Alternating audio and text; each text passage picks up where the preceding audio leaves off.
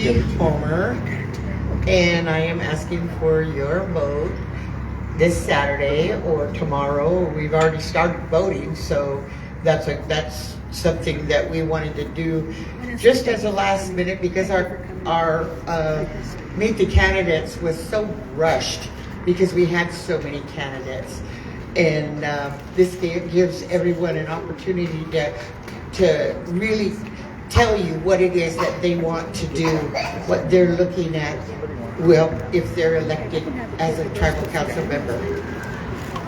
I have always been,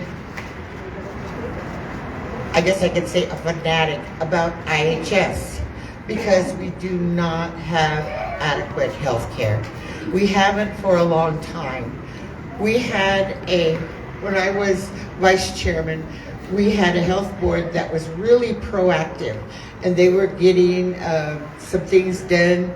We went to Maryland to talk to headquarters because our local people, the Phoenix area, they don't make the rules.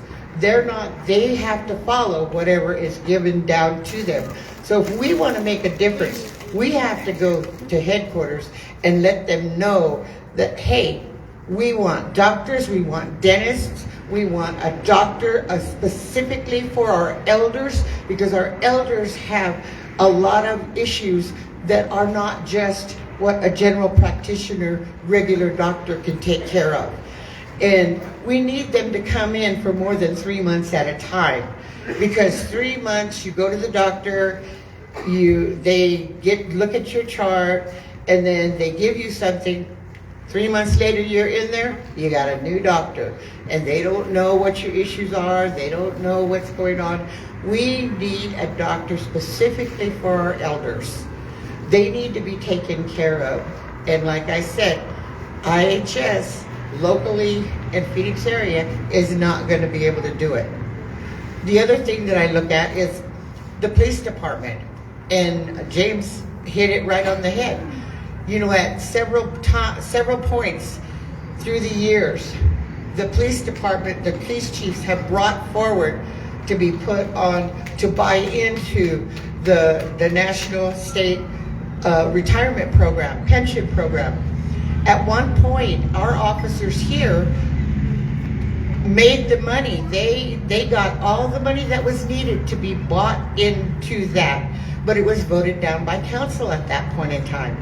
It was brought up again about maybe 6 years later, and they said, we have the money, it's in the account, we want this to buy into this program. Unfortunately, the money had got thrown in the general fund, and it was gone. So, those are the types of things that we as a council can look at. And I know that it's been done before, and I know that it can be done again. But one of the things that I really, really want, whether I'm on council or not, is I want that our newly elected council members to be united, to be a team, to work together, agree to disagree. You give a little, we'll give a little. Let's come to a compromise, because in the end, we're not voting for ourselves. We're not looking at it for us. We're looking at it for our people, for our reservation. DHSS, they have a lot of things that they have for our people, services for our people. But unfortunately, there's no outreach. The policies and procedures are not being adhered to. There's people that come in, tribal members, went out, got their degrees, come back, get hired in a position. Someone that they hired in a higher up directorship pushes them out. And there's no place for them to go, to grieve. They've asked for the support of the council, and it's not there. So now we have people that are educated and can fit into those positions. We have a young lady that can probably fit into the director's position, but she was pushed out by someone from the outside that they hired as that director, and they pushed out several of our tribal members, one of them who had been there for 30 years. Those are the types of things that we need to look at. We have a HR, we have recruitment and retention. What happened to the retention part of it when these things were happening to our tribal member employees, at DHSS? It didn't happen. The other thing I look at is our Constitution was last updated in 1975. We have some ordinances that haven't been looked at since then either. We have policies and procedures that are in place, but they're not updated. We now have internet, AI, all of this stuff. None of our ordinances, the Constitution, nothing addresses that, because at that time we didn't have it, but we do now. And that needs to be looked at. Those all need to be looked at. But it's going to take time. And it's going to take a united leadership to do it. Our finances. Everybody says we don't know where they are. We're at with it.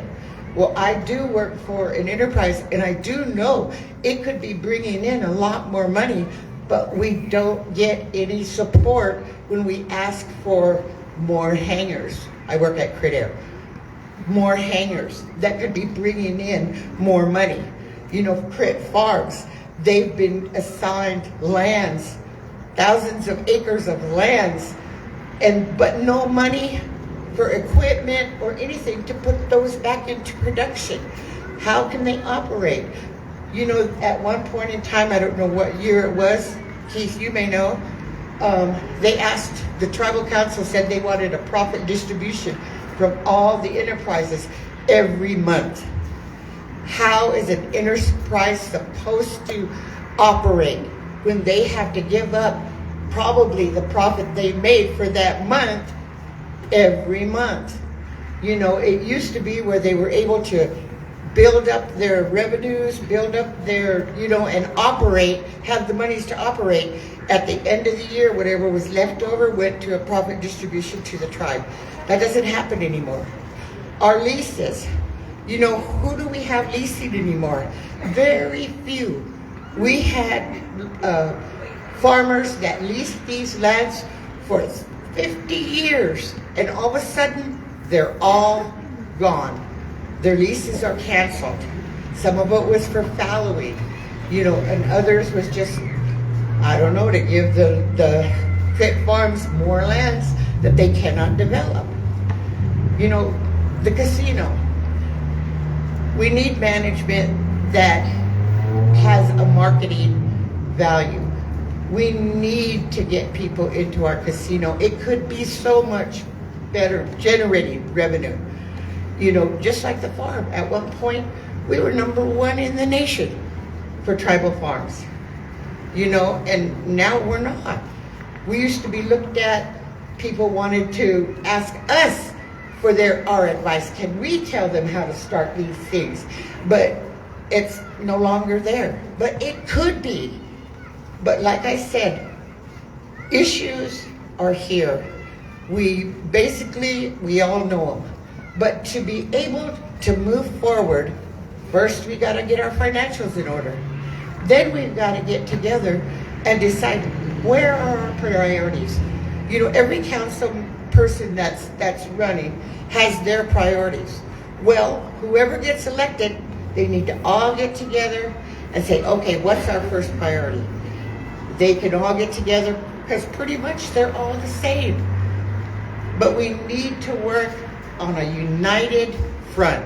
We need to have teamwork. We need for our council members to work together. And that's not just the council. That's you out there. You have ideas. You see what's going on. You guys probably have a better perspective than the council members do sitting up there because you're out there all the time. Bring forward your ideas. Bring forward your solutions. Bring forward your concerns and issues. And let the government know you are not going to sit back stagnant and just watch it happen or watch it not happen. Your voices need to be heard. They need to be a part of what is going on the solution. You guys can be a part of the solution. So, you know, there's so much more that is going on here, but I really would like to help fix it. I really would dedicate myself to doing a good job for you all. So I'd appreciate your vote. I wish everybody that's running good luck. We're gonna need it. Thank you.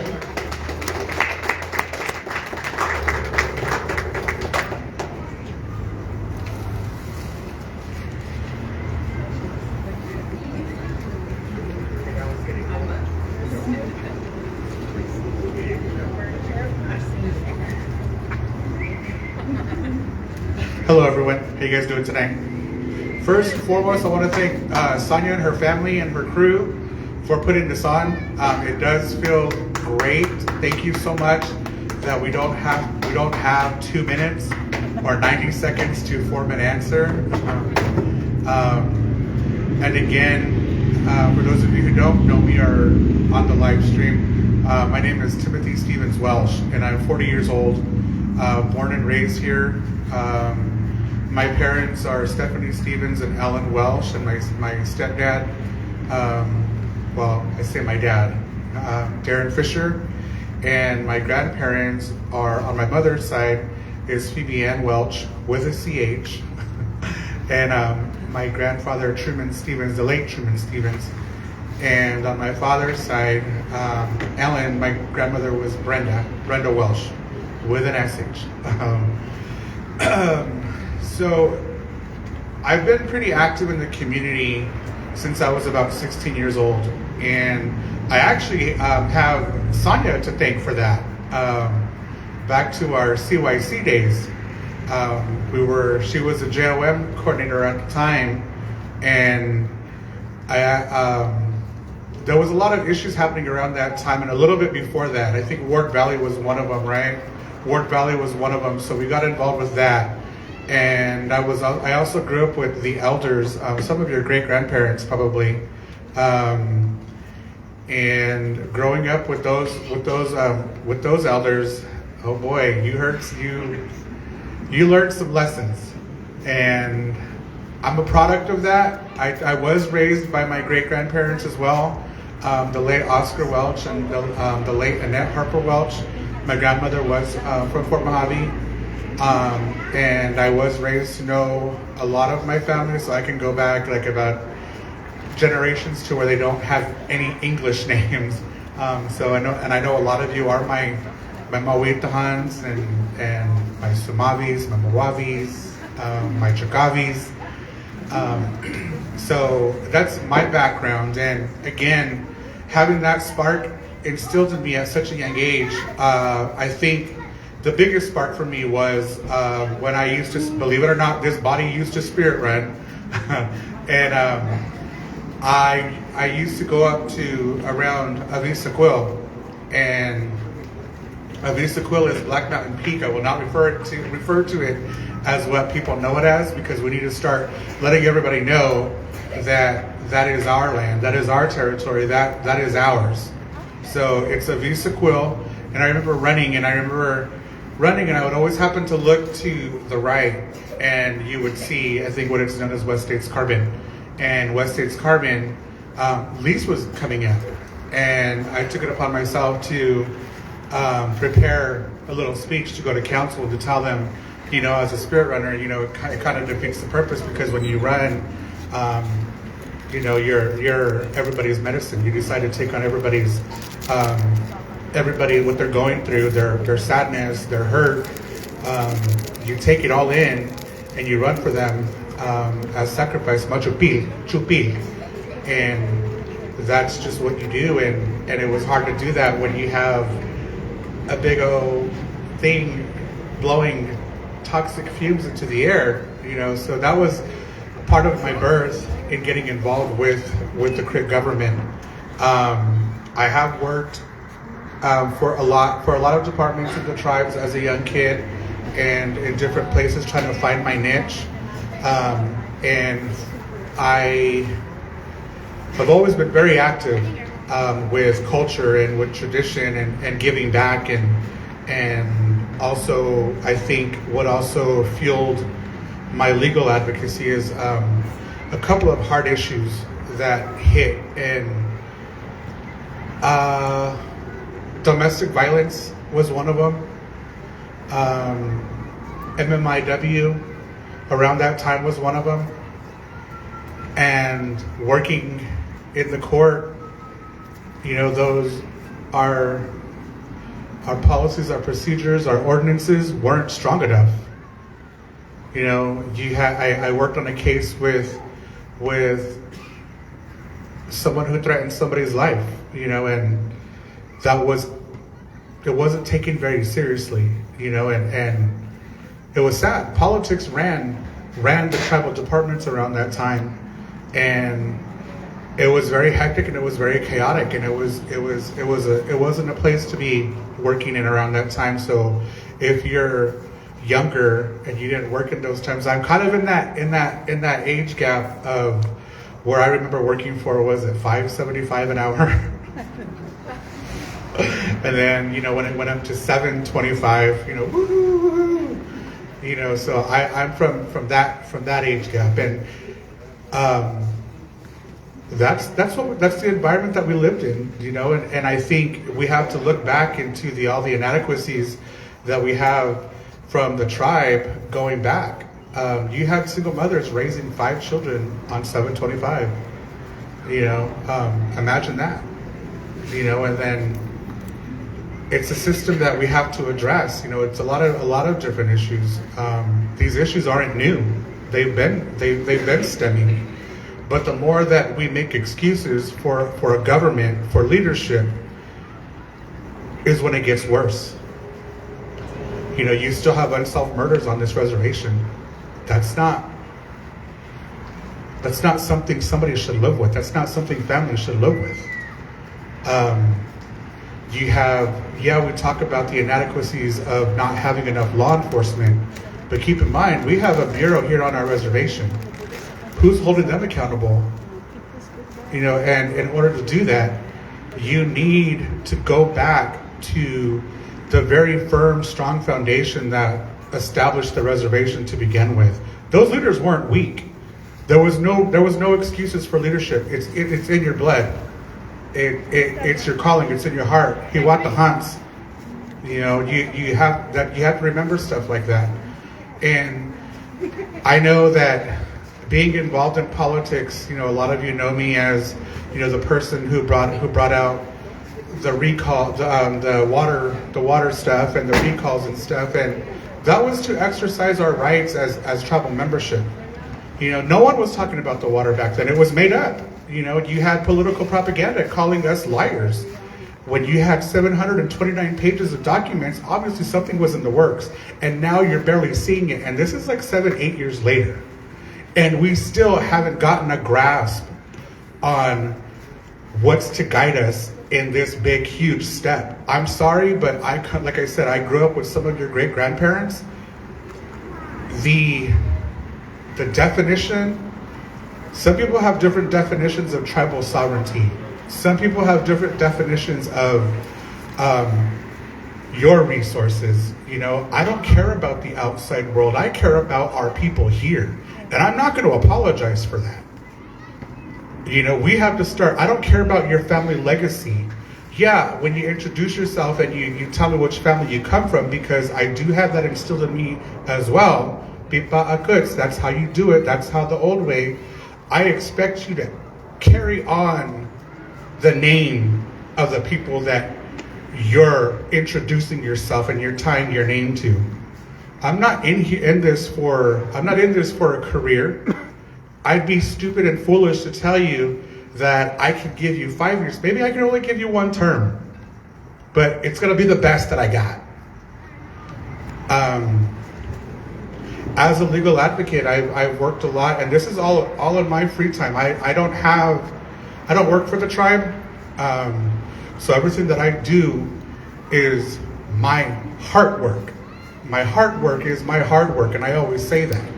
And I do it because I do it for the people. That's just the way that I was always taught. So when I was working for, I will say, STP, luckily I had a boss that understood, that my hard work was a big priority as well. So I would have to go to court and in my gym shorts and my polo, my work uniform, and luckily the judge knew, that this was my spare time. This was my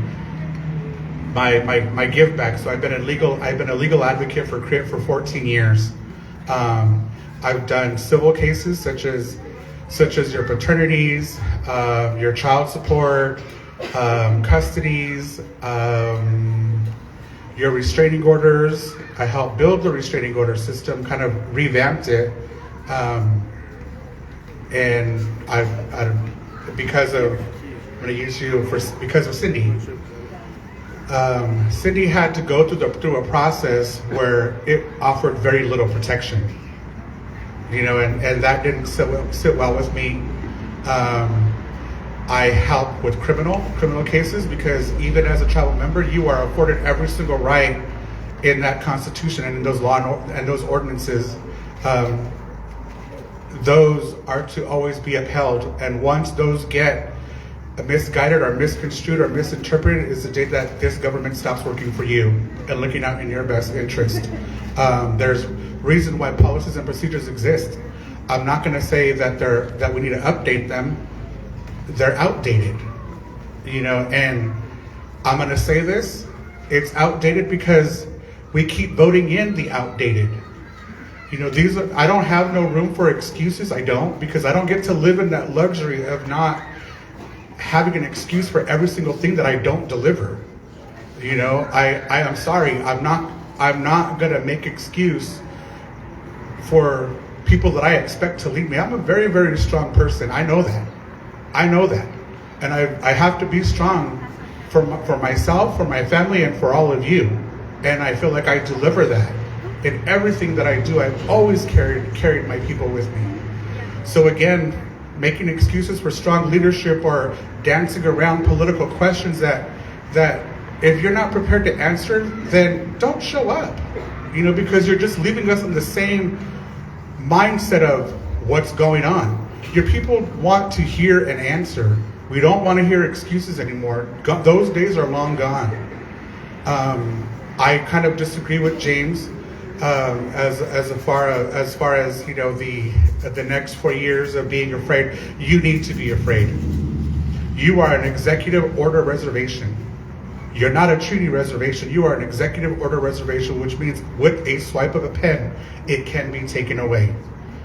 And majority of our programs, because we are not self-sustaining and self-sufficient, we cannot support this reservation right now economically.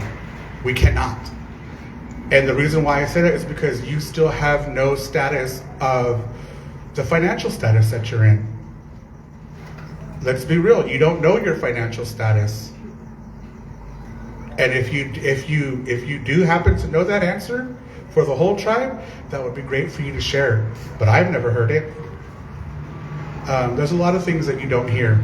And you can talk about non-disclosures, you can talk about anything that happens when it comes to your primary resource and your vitality and your constitutional right and an inherited right as a tribal member should not be hidden from you.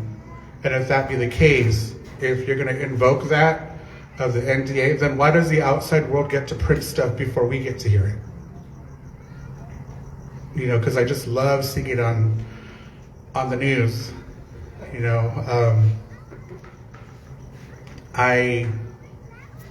know that I know that people know me as being hard on my leadership because I didn't elect weak leaders. At least I didn't think. People need to realize, that when your leadership doesn't lead or react the way that it's supposed to with you in their heart, and we lose lives because of the late reaction. We're the ones that lost our elders during that time. You realize that you guys were the last ones to have the vaccination offered to you as membership? Do you realize that? services shut down, and we're having to recover from that. So yes, we do need to move on, but you also have to remember the actions that happened in the past that left a big, huge mark. We have 4,637 members as of right now, and that's climbing. We knew that when we started giving out general welfare distribution, we knew that those numbers were to climb, and boy, didn't they double. They doubled. Everybody wanted their kids enrolled, and because they meet the requirements, we accept all Indian blood, which is okay. That means we have to vote in a team that's willing to keep that in mind and to keep the vision of progress in the future and economic development, but also self-sufficiency and true sovereignty in the future, and keep going towards that. Everything has a ripple effect, and we have to touch on all of these issues. I know that every candidate has a platform, and they're great platforms. They really, really are. There's a lot that one candidate cannot touch on, because we all know, we've all worked in the community. You all work for the tribe. Some of you work for the tribe. Some of you have applied for services and have been told no because you don't meet the requirement.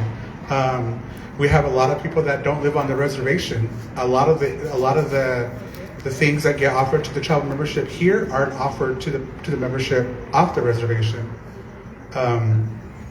And yet we expect them to vote. We expect them to have change.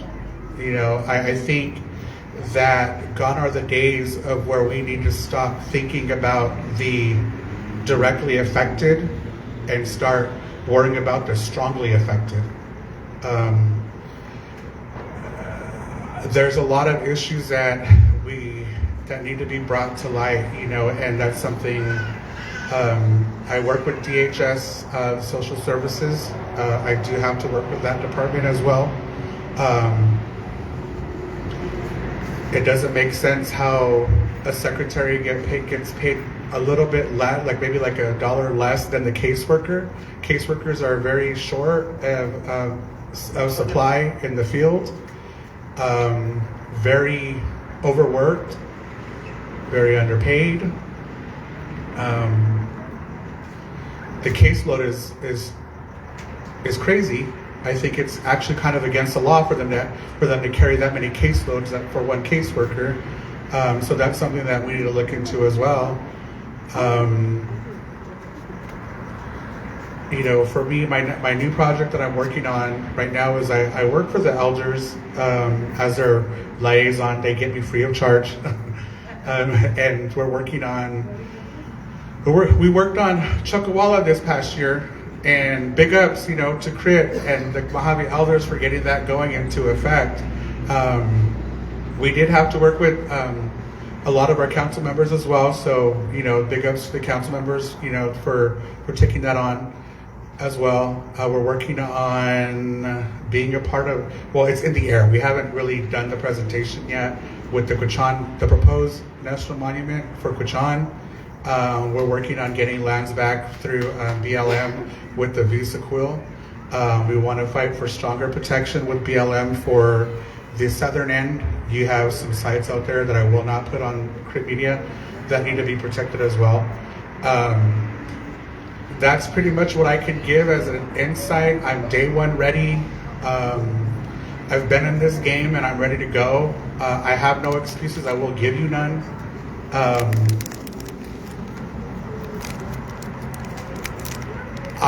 Like I said, I don't plan on giving you my whole life because I do plan on hoping to retire too. I'm not no spring chicken anymore.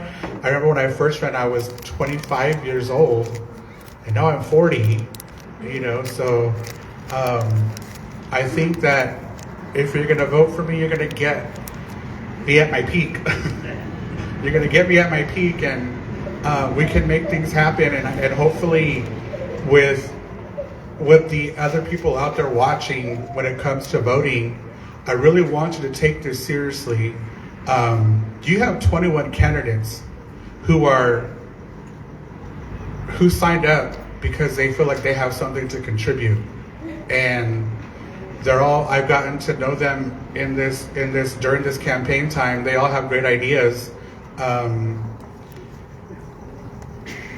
I am confident that a lot of them do have the people's interest at heart. You know, they have the same frustrations as you do, and they want to be a part of that solution. So I think no matter who gets put in on the team, I would hope that they fulfill what they have told you, because now, because of what they've told you, is an obligation. It's not a promise, it's an obligation.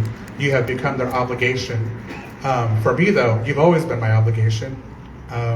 You've always been in my heart, and that won't stop. I still will be a resource, but I think I could do a better job, and I think it's time, you know, for me to have a seat on this council to kind of bring like a resurgence of energy and a big resource, because I have worked with other tribes before all of this. I have a lot of experience with a lot of different things. I know that a lot of you don't know my background, because I do work in the outside world with other tribes with consulting work and everything, and I also do a lot of like domestic violence stuff, MMIP, mental illness, men's wellness, things like that with other tribes. And so I'm ready to bring that here. I'm versatile. Like I said, I'm ready to go. Put me in, coach. Again, thank you guys. And if you have any questions, my number is 760-505-3141. Like I said, I'm pretty open. You know, you can trust me, you know, because my people have trusted me for 14 years.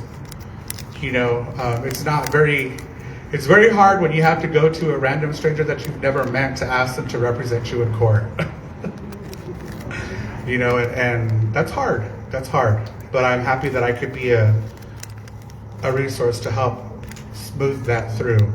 I didn't talk about my cultural background. I think it's pretty evident, you know, with my sadurs, you know, and I think that when you look at my sadurs,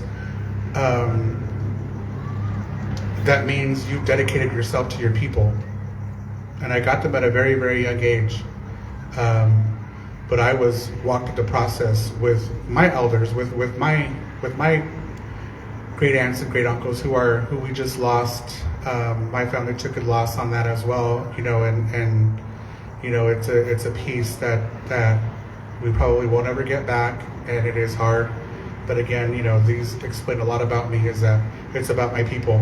It's about all of us. I grew up Mojave, Hopi, Chemehuevi, and Navajo on the southern end, and with my Chemehuevi grandfather, Herbert Waco. I grew up with him as well. So again, I have you in my heart, always have. I guess that's all I can say. I'm trying to see if I can say a lot more than what I got to. But yeah, thank you guys so much.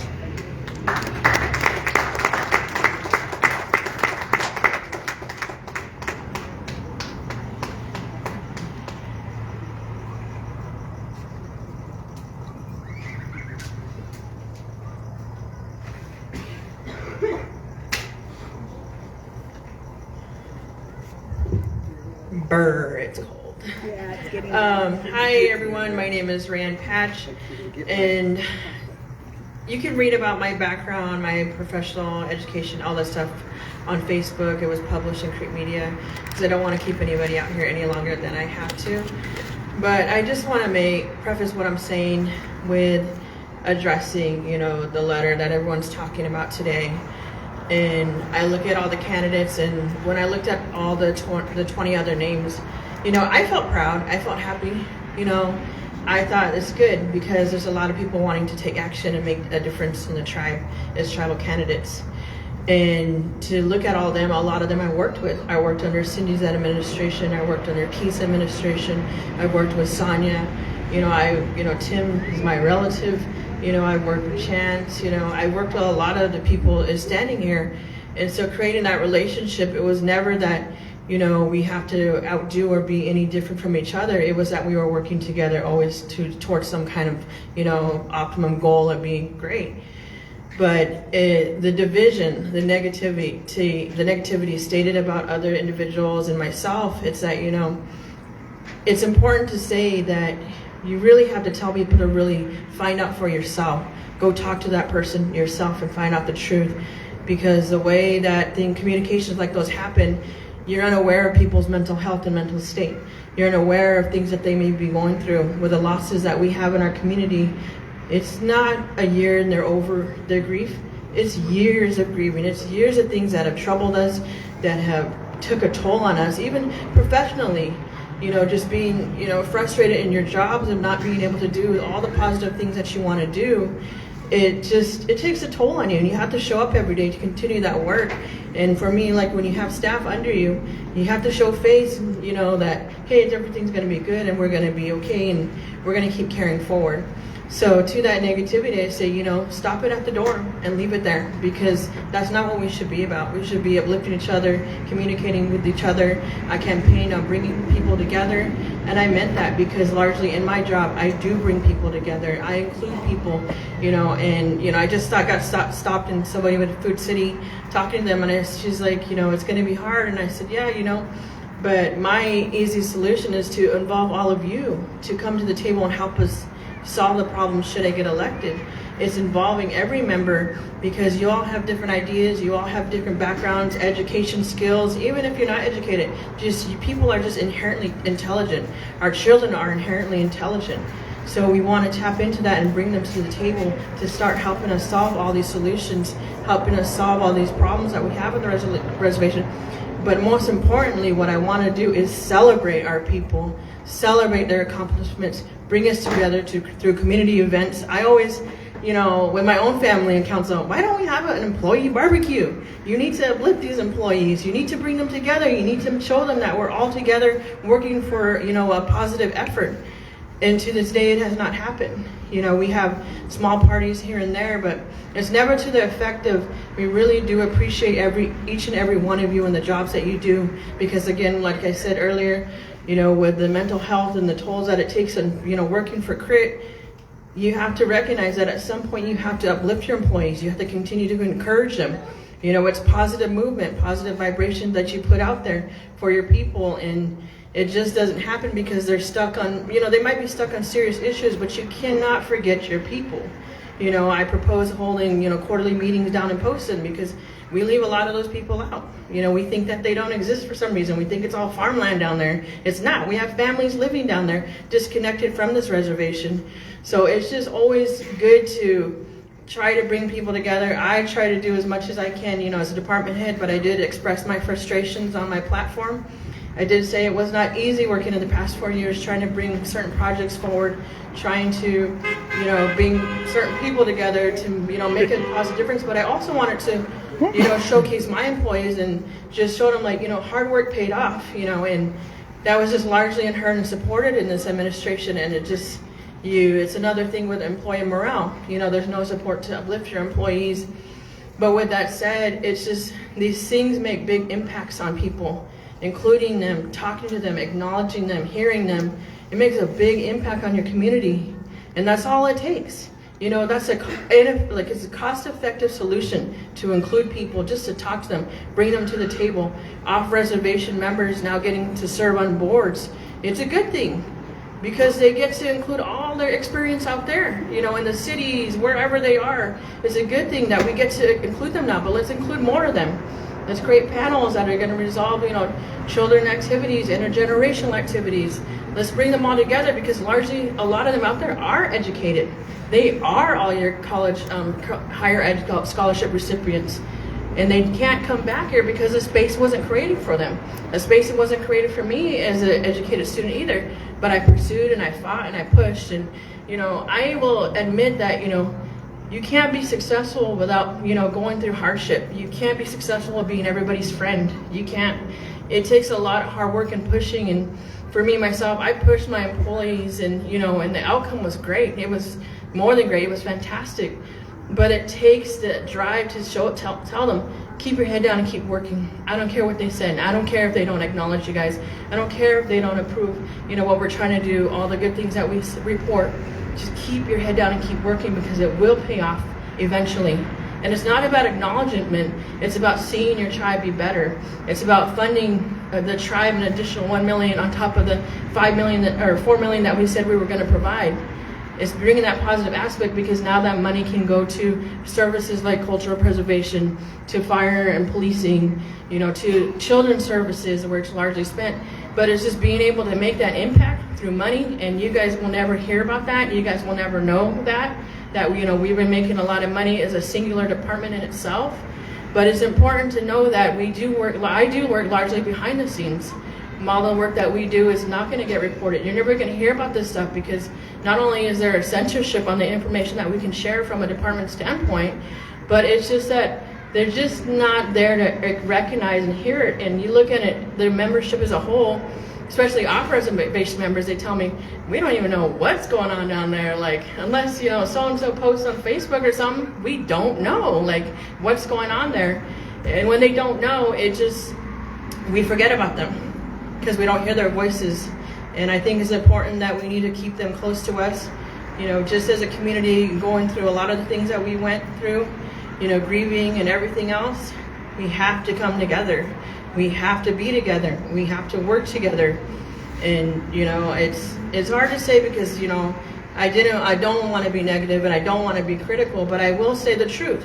And that it was very hard to present in front of this council this past 4 years. You had council members walk out of the room when I came in. I don't know if it's because of a woman. I don't know if it's because of my last name. I don't know what the issue was. They just refused to talk to me. But in addition to that, even when I did report things to the few council members that were there, I never came forward before a nine council member council field meeting. It was only 3, 4, 5, or meetings that were tabled, or meetings that were, pushed to the next day, or meetings that were moved to workshops or work sessions because the full council couldn't be there. And when you want to make changes and you want to say, hey, we got this $50,000 grant proposal on the table for a community kitchen, or hey, we got this other grant proposal in front of us for a community center. Let's move on it. What do you want us to do? And you don't get heard. It gets put on the record, but where's the conversation in that? You want a leader, you want council to be there to ask you, well, what do we need to do for that, to get that? What do we want to, how do we need to get involved? What do we need to prepare for? What resources do we need to provide to get those kind of things? Because they campaigned on it, so why did they not want to help us? Why did they not want to hear us? I don't know, and I don't want to speak for them, but I just want to speak on my experience in that, I largely told my family I never wanted to run for council. I told them, nah, that's for you guys, I don't want to get involved in that stuff. I just like to work hard. I like to work, I like to do my job and be out of the midst. And for me, it was a hard decision to make, because I like to live a public life. I don't want to put all my stuff, my personal information out there. I don't want to be subject to personal attacks like they were. So it was a big decision to make, but it was something that was made literally the day of the due date. Because I sat back and thought really hard about what's going to happen in these next 4 years. And I said, Rianne, if you don't start telling people what's going to happen or what's happening now, there won't be change. They're going to still be struggling. They're still going to be without a lot of resources that they should have. They're still going to be without of things soon if there's just not enough money to fund distribution or fund clothing grants. They're going to be out of all these things that they're unexpected for, they're unprepared for, because they're assuming that this government is working. They're assuming that there's 9 people sitting at that in the chambers. They assume that there's people actually there to vote and make decisions on this tribe. And I'm here to tell you that there wasn't. They didn't want to hear a lot of it. And like I said, it may be personal, it may be individualism, it may be something that I represent that they don't like. But the positive thing that I can say is that whether you like me or not, I still brought hard work to the table. I still produced for this tribe. I committed myself to coming into a department as a director to do better, to do all that I could, and I had a team, and we did the best that we can do right now. We're even going beyond that. But with that said, I made a lot of connections and partnerships through this hard work. People recognize us on the outside. We have the Parker Chamber of Commerce wanting to work with us, because we do the business licensing and registry and stuff like that. You know, we made all these relationships with Arizona Western College, Small Business Development Center. You know, I made connections with ASU, and ASU largely is there to help tribes, and through their Indian Policy Institute, through their Broadband Policy Institute, through their Indian Law Program. They want to help tribes update their policies. They want to help tribes update their codes to protect their sovereignty, to make sure that there's no state infringement. They want to help the tribes write grant to fund things like community centers, things like housing, you know, all those kind of things. All these resources are available for us, and it costs nothing. It costs nothing to make these connections and invite them in to see how they can help us. And it's just currently we're in a state where they don't want anybody at the table except for themselves. They think that, I guess, with the structure and administration they have up there, that they are going to solve all the problems. But look what's happening. A lot of problems still haven't been solved. You go to the Saturday meeting, you hear things that have been discussed for years, and it's disheartening because as our elders come with their concerns, they're coming in a year and year and year, and sometimes they're not even here anymore. And these problems still are outstanding. They never got to see anything change. They never got to see anything improve. And it hurts to realize that. So with that said, I just want to say that I think that I bring a lot of good collaboration, a lot of good networking. I have a lot of good working relationships with people. I love my community. I love my tribe. I love the people that I work with. And there's nothing but good that I see that can come from that, you know, and forcing people to just see the better side of things, forcing people to say, so what if you have differences? We still need to do this for our people. And I feel like I have the voice to push that. You know, I'm very strong. You know, if you know my grandmother and my dad's mother, you know who the family she comes from, you'll know that strength. You guys won't know my grandmother, my Hopi grandmother, and the family that comes with her on that side. Very strong spiritual people. So that is who I come from, and that is, you know, what largely makes me strong and able to just push through a lot of things, you know, despite negativity, despite any, you know, barriers. But I just want to say, you know, again, I humbly ask for your vote on December 7th. If you haven't voted already, early voting. I do appreciate your time. If you have any questions for me, let me know. And again, you know, you have 21 candidates and 4 candidates for chairman. Talk to them. Find out for yourself. Find out more about them. Don't listen to what other people have to say. Go and talk to them. They're there for you. They're there to propose to. They're proposing to represent you. So you should want to meet them. You should want to talk to them. Don't assume things, but be there for your people and connect. Thank you. Many blessings to everybody.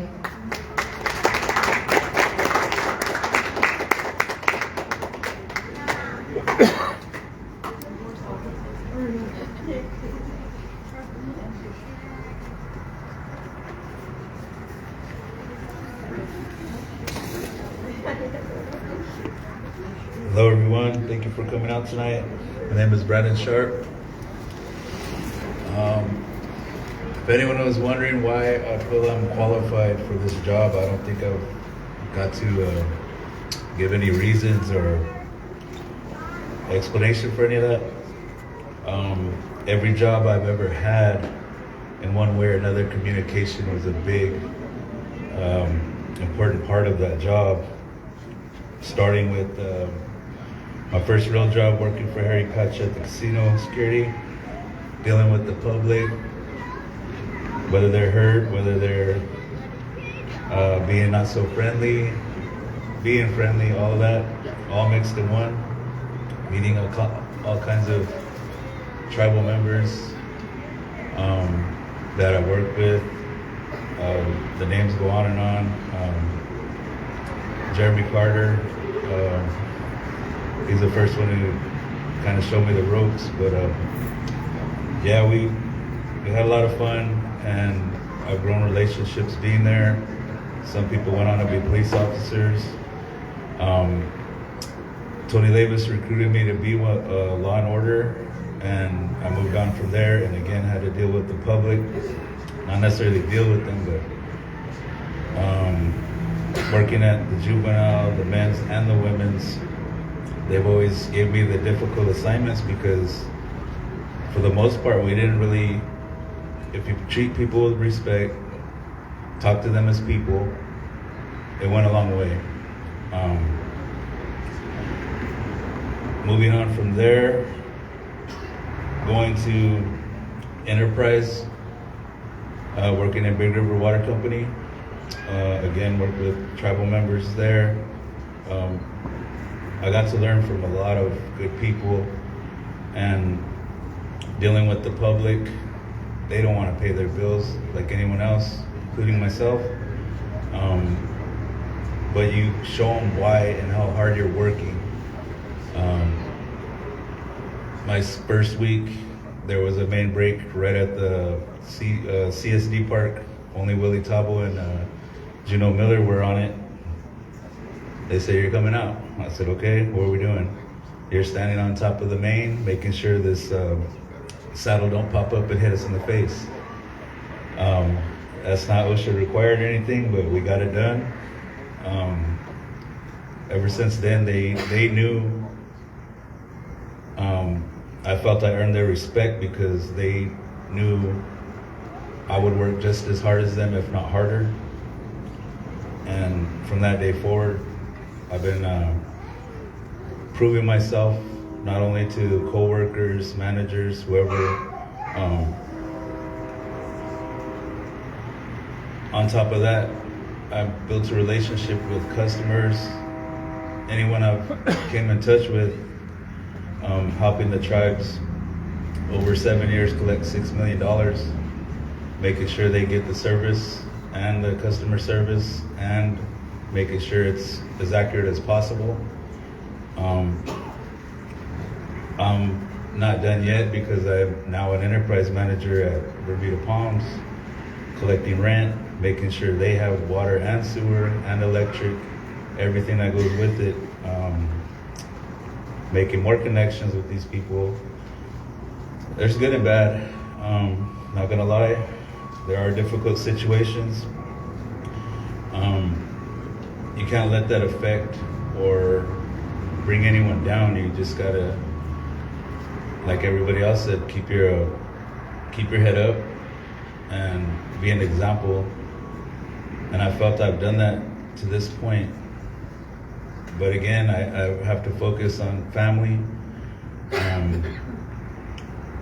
Just having my kids, and seeing them playing with others, seeing kids over there. We need to invest in the youth, invest in ourselves. Again, we hire these people to come help us. I feel they're not trying their best because they don't have to. They collect what they collect. They move on. I'm not going anywhere. I'm invested in this community, and I'm sure everyone else is, whether it's by choice or not. I just wanted everybody to know this place meant a lot to me. Sometimes I'd be the only one out here just playing ball. And you'd see people that they thought were bad walking by, people that drink a lot, not gonna lie. They would leave you alone because you're leaving them alone. And I don't know if it had to do with my dad or my brothers, but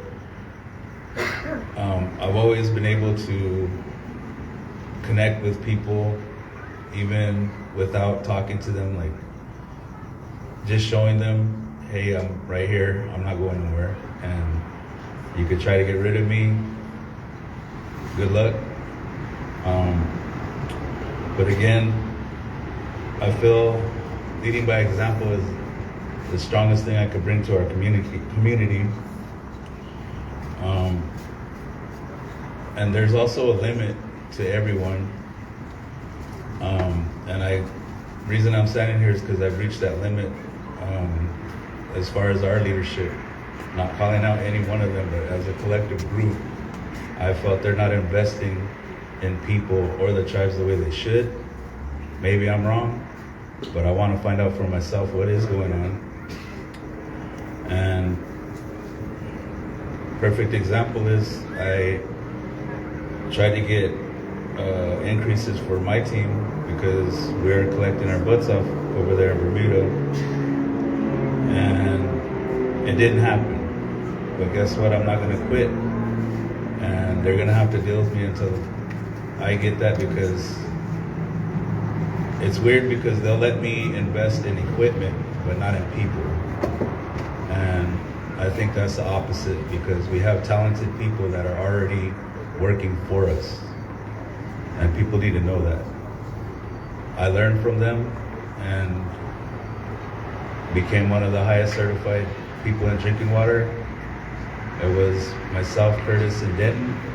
Denton's gone now. Myself and Curtis. Now, it doesn't stop. I have to learn wastewater, because there's a lot of wastewater issues on the reservation. And if you guys didn't know about that, joint venture can try their hardest, but they're not improving the system. So I've heard stories, and I didn't know they were up to their potential. So if I could help in any way in that, that's what I'm gonna do. A lot of these places, as far as water goes, I know that's a big topic. If we can run these companies right, we won't have water loss. We won't have revenue loss. We won't have problems, and it's not as complicated as people think. You keep it simple, it'll work. It has worked. We've proven it in Big River. Utilities has their problems. They always have. But working with Denton, I mean, I learned a lot. All the problems and stuff he had to put up with. But he did a good job, better than anyone else that's tried to follow him. I know they tried, but I know a lot of people probably upset with him at times. But he did keep it maintained, in my opinion, just like we did our job. And they're still trying. You guys need to know that. Like, I wouldn't say give them a break, because there are customer service issues that I feel strongly about, as far as helping tribal members first. That's not happening. So my focus is investing on people, and I want the youth to be, and I'm talking, they're doing a good job with our younger kids, so don't get that wrong. In my opinion, my kids are younger and they've been treated. Maybe some haven't, but we need to focus on the kids coming out of high school. No disrespect to them, but they're not ready. I wasn't ready, I'll be honest, and I had talked to someone else. I got my driver's license at almost 20, and he laughed and he said he got his at 23. So those are the minimum requirements that we need to focus on, including GEDs. If we get those minimum requirements, there's no excuse to not hire these people. And that's something I want to focus on, because life's going to hit you fast. Some of these guys already have families. They're starting their families. And everyone needs a purpose. And a job's not going to solve everything, but it does give you a purpose, as it's given me. And if you're around the right people, and we could surround ourselves with the right people, it can be a success. And I don't know if anyone knows Cesar Carrasco, but I attended his funeral yesterday. And just one thing stuck with me that I want to say to the people here. Other two things stuck with me is he had 4 kids, and he passed away. He was only 4 years older than me. I know I'm getting up there, but that's not a good thing. Pastor Gristom had said he respected anyone he had contact with, so we need to show and give him the utmost respect. And I think that we should do that for each other. and respect our land. And thank you. And get out there and vote.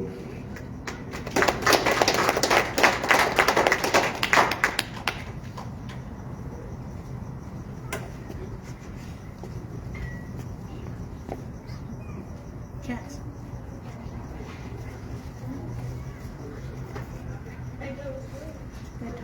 Then Tommy.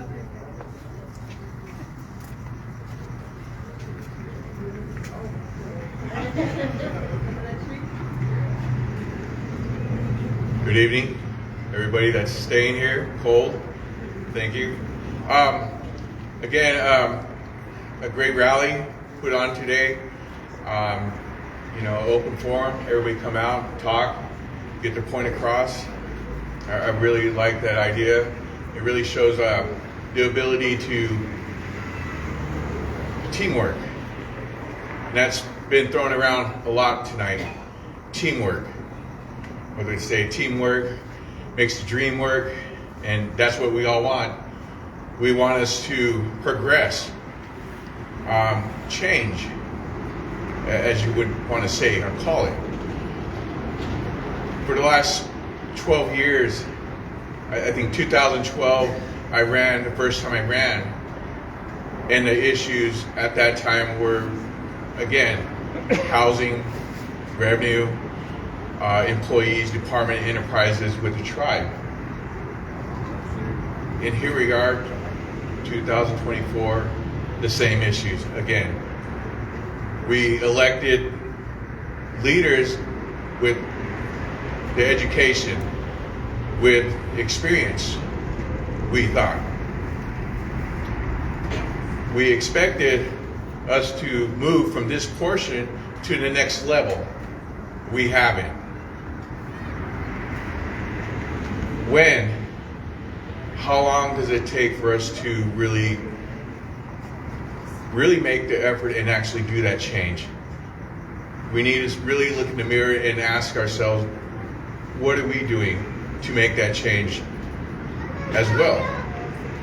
You hear a lot of great ideas. Tonight you hear a lot of great ideas, a lot of proactive thinking, critical thinking.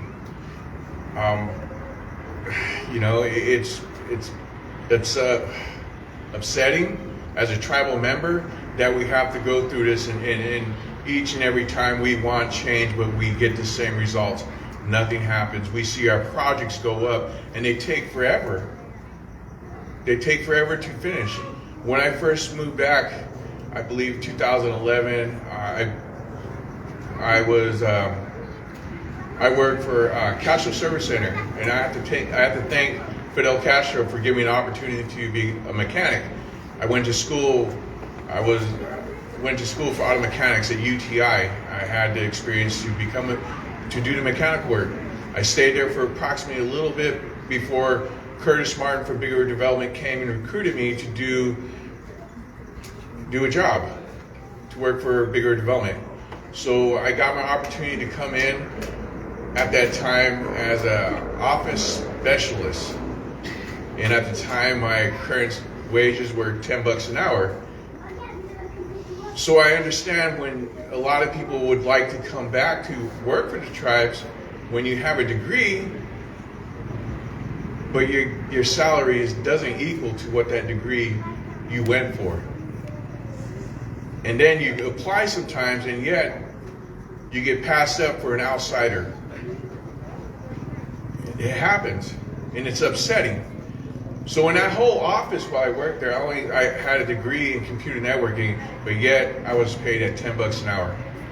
I stayed there as long as I could until I figured out I wasn't going to get a raise.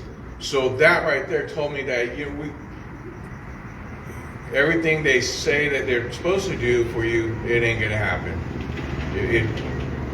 I asked for a raise, it didn't happen. So at that point in time, like I said,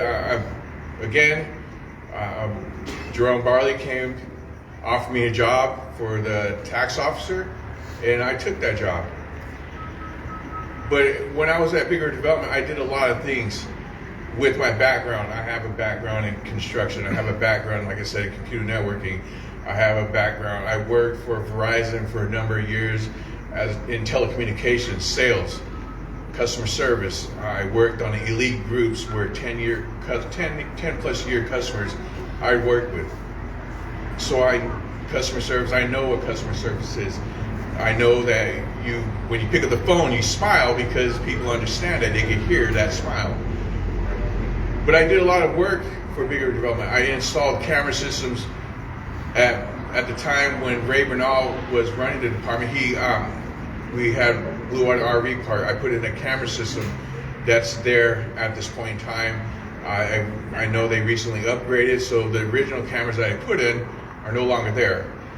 I put in the camera systems over here at the office for Bigger Development. I put in the camera systems over here at the water department where their water treatment facility ran, their pump system. I put that in place. I could do the job. I know how to do the job. But all the stuff I did, I done it for $10 an hour with a degree. So I understand when you hear all these, upsetting things about employees,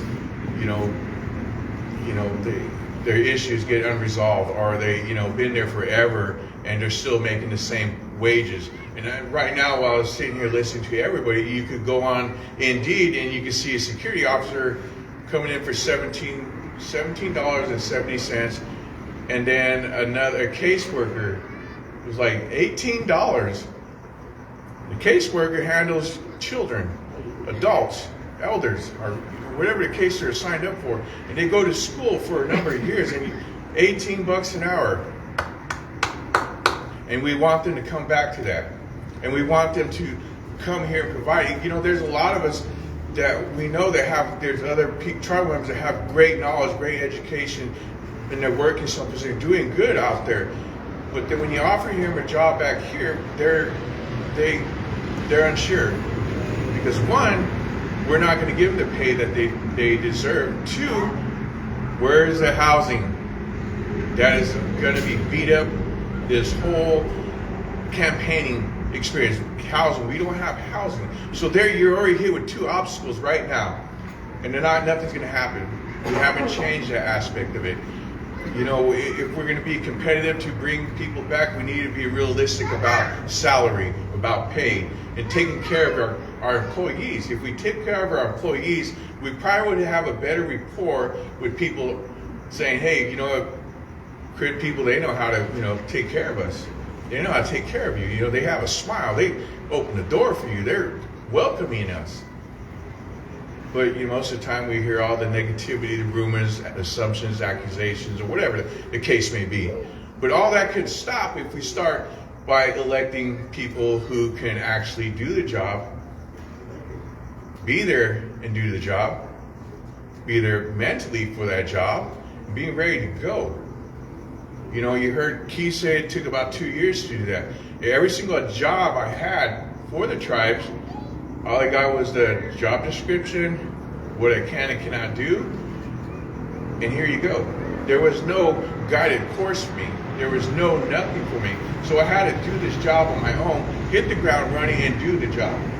So when I went to the tax department, I did that until Jerome left, and then the new administration for that department with Brianne Patch. So from then, again, Curtis Martin from Bigger Development recruited me for a new job they offered for Bigger Development, who was lease compliance specialist for Bigger Development. Basically, I enforced all the rules and regulations for the tribe, state of California, and any tribe ordinance that we had in place. So that was my job. And then, again, each job I had to learn everything on my own. There was no guided book. There was no direction. Here is your job description. Here you go. So I know I could do the job. I know I could come in there and get it going. I'm just that way. I don't, there was no direction given to me on all these other jobs. The only thing is, it's just a priority. It's just a difference now. It's priority of getting whatever needs to be done going forward. And like someone said, if whoever's elected in these 4 seats with the new chairperson, whoever it may be, if it's re-elected Amelia Flores, whatever the case may be, we all need to get together, sit down before you step into the office and know what we're going to do, what they're going to do, 1, 2, 3, and get it going. No more of this, let's wait, because so far, when you say let's wait, look at our planning. The human being went up, how long did it take? Currently, the construction of Head Start is still going up. How long is that going to take? And we watched the beef jerky place go up, how fast? They tore down the other building, how fast?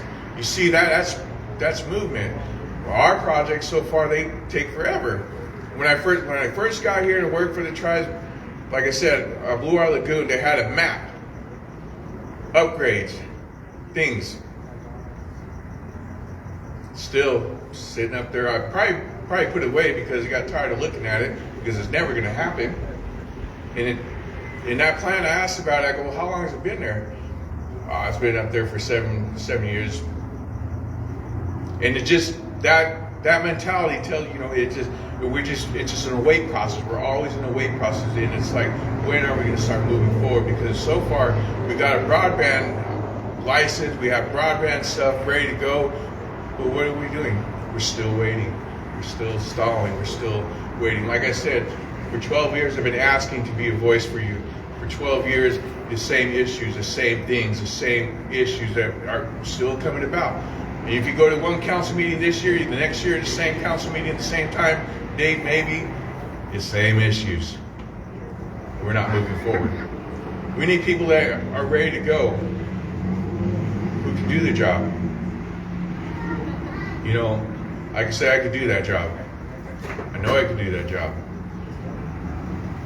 You know, all I'm asking is an opportunity. Like all the other candidates said, I'm not trying to make this a career.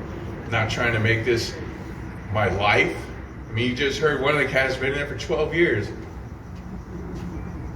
What progress? What can you stand up and say that you actually led and spearheaded the project that got done in your term? 4 years, that's all I'm asking for. I know I can do something in 4 years. So when you come to voting this Saturday, I hope we all make a good decision on the people that we select. So please vote for me, Chance Fisher, 2024 Tribal Council. You have a good night, guys.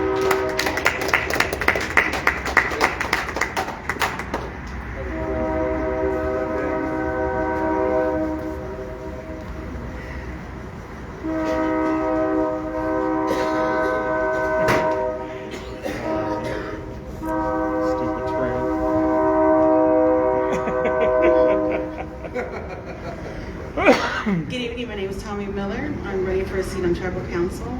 Just to give a brief description of myself, I've served on boards, Education Board for 2 years, Liquor Board right now, present.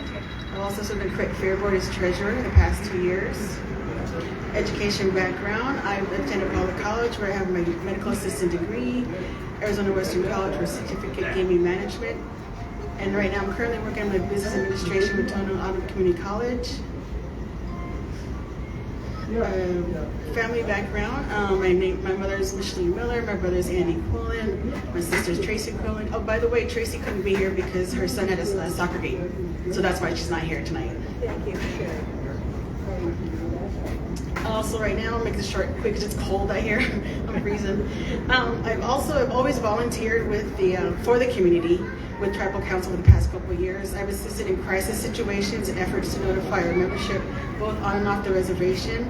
I've gone door to door handing out hand sanitizer, food, water, toilet paper, cleaning products, health products, flyers, and notices. With the experience, I have seen firsthand the physical, mental, and emotional requirements that are expected of the Tribal Council member when challenging emergencies like water breaks, power outage, and COVID-19 strikes our membership. During COVID-19, I did assist a lot with the Tribal Council. I was considered one of the essential employees, or out in the first line people. I delivered meals when all of the employees had gotten COVID down at the senior center. I assisted with that. During the water breaks, I also took out water to them, information down at the lower end as well. I think what I'm trying to get to, reason why I'm running, is I think a lot of our enterprise people are making more money right now. These managers can like to think outside the box, you know, the council will just allow them. So we can bring more money, be more sufficient. I do hear a lot of mention of the new government, you know, president. But I think looking at that, like every year, every 4 years, we get a different type of president. So I think at that point, I think we need to stand as tribes together to be sufficient so we don't have to worry about that. We can supply for ourselves and not worry about who the president is at that time or who's gonna be. But yes, I would like to be on the council. I've done everything I can for you guys about membership. I hope you vote for me December 7th. Thank you.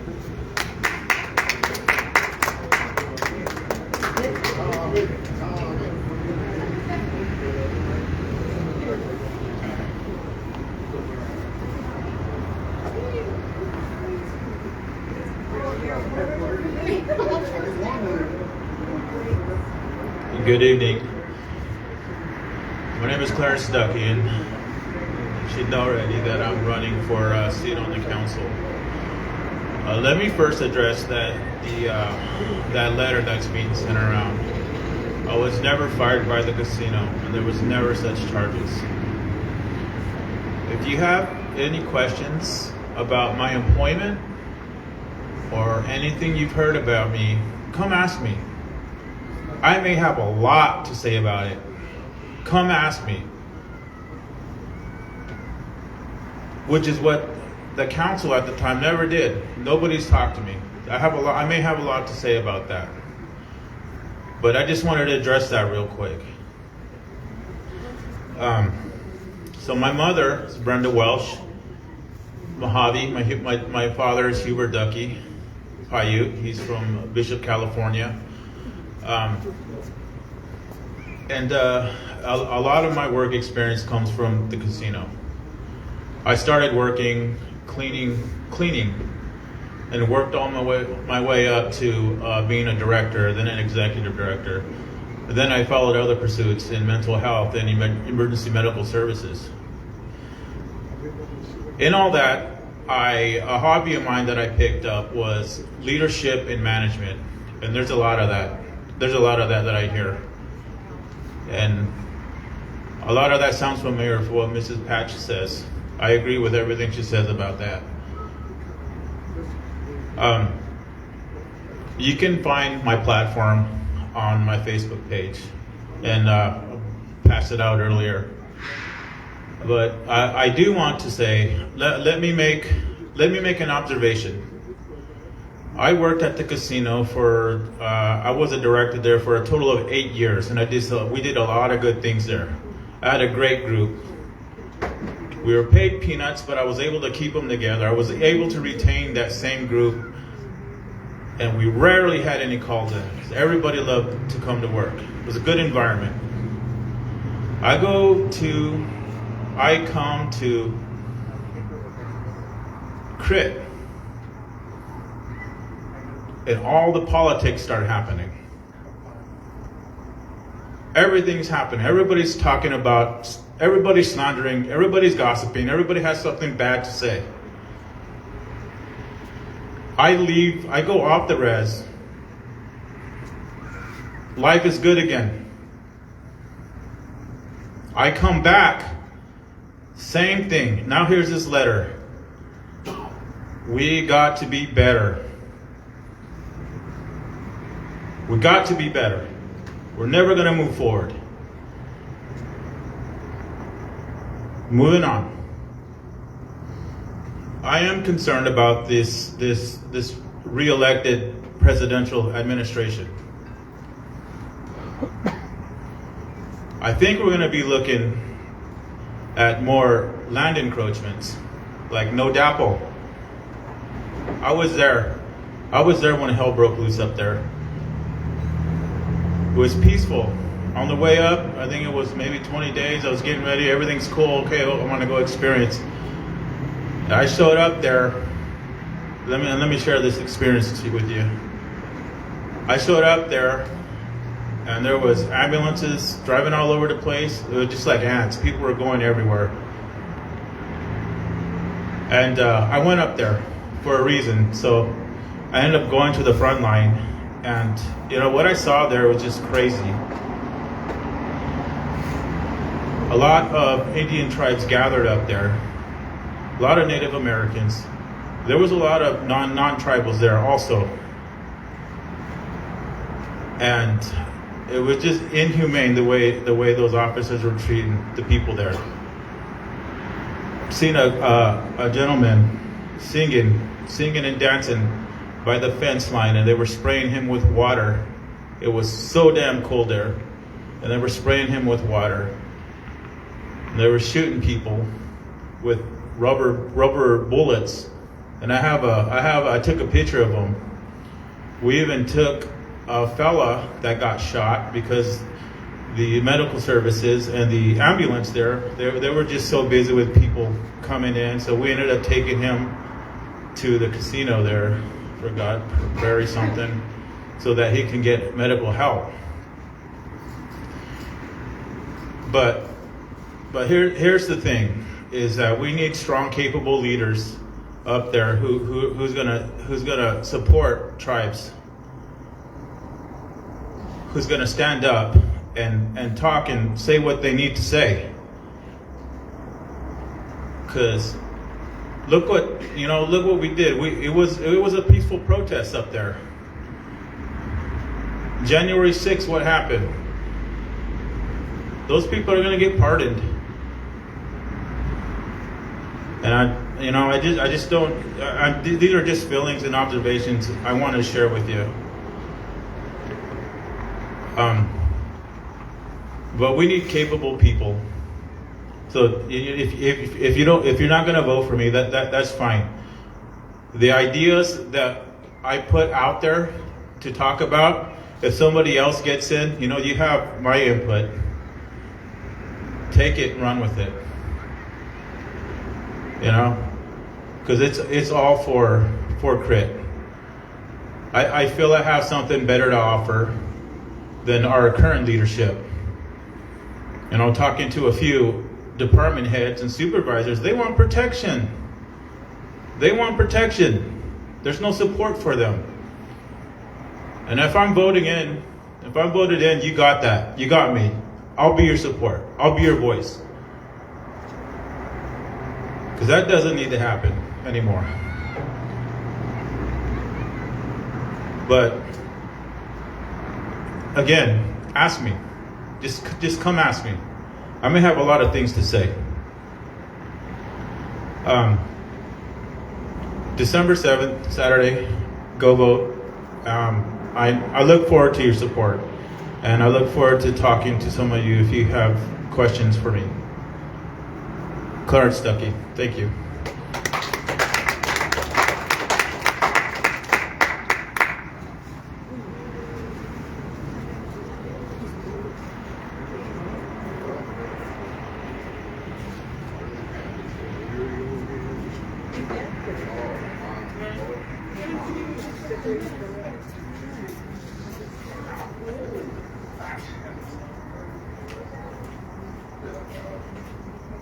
Good evening.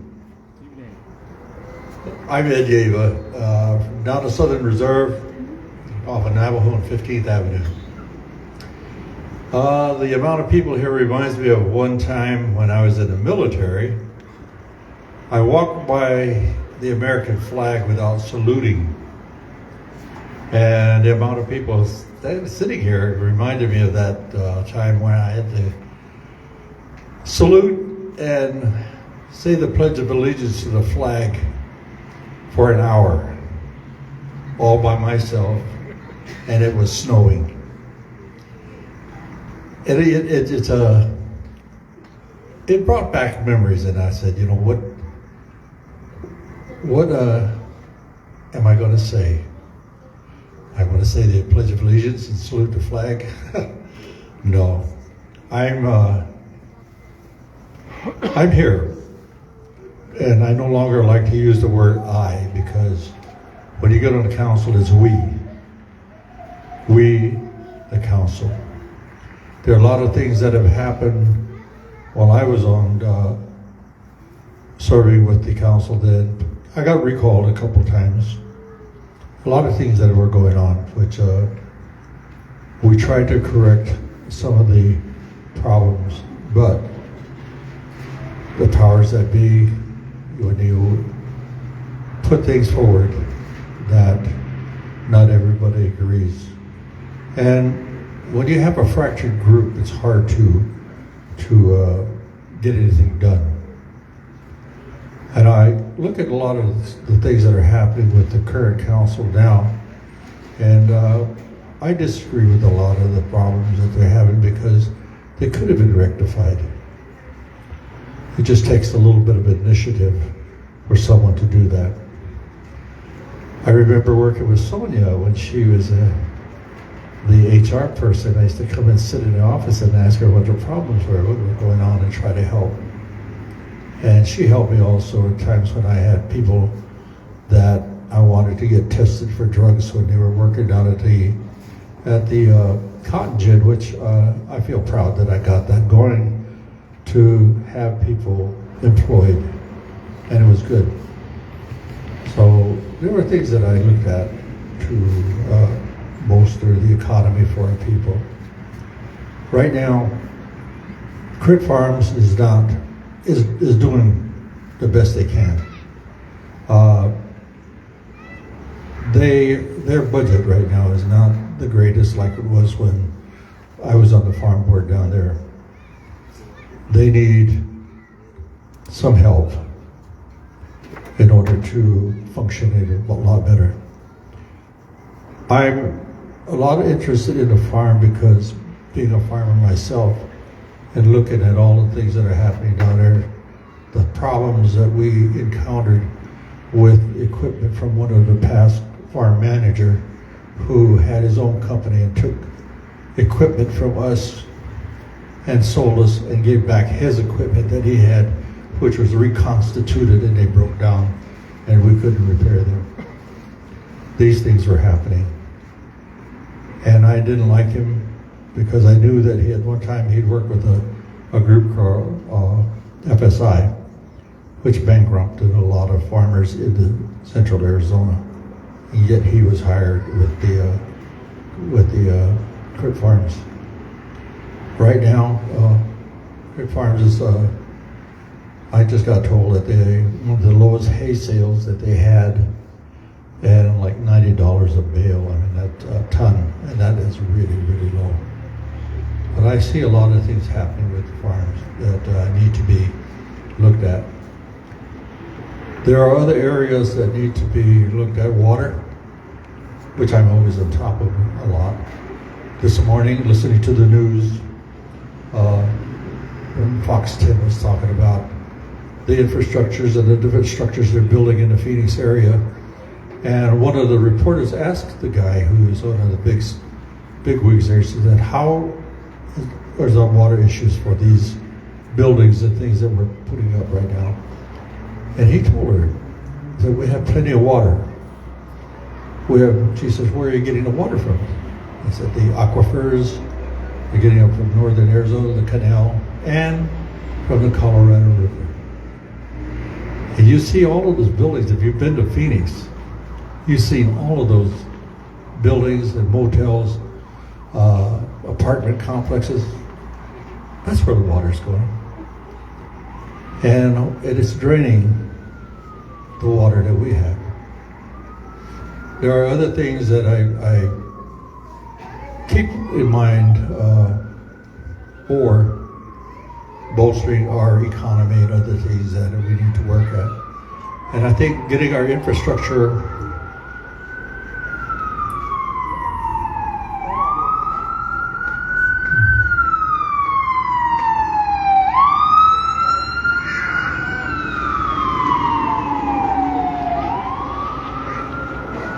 that finances and stuff that we need to look at within the tribal complex itself. And I've always been one for audits within the departments and stuff that should be audited to find out how they're working. That is one of my pet peeves that I have, is that we need to do that more often. There's so much more, and I think everybody is kind of spoke about what needs to be done, how we need to move forward. So to try to expound on that is that should I get elected again, I would do the utmost of my abilities to keep CRIT going and make it more productive and take care of the most important thing in this reservation is the people. They are my focal point. But to be a leader, you have to take care of the people. And then after that, you accomplish the mission of taking care of those people. Thank you, and I hope that you vote. And it's getting cold, and I know you guys need to be taken care of. Have a good one. Later.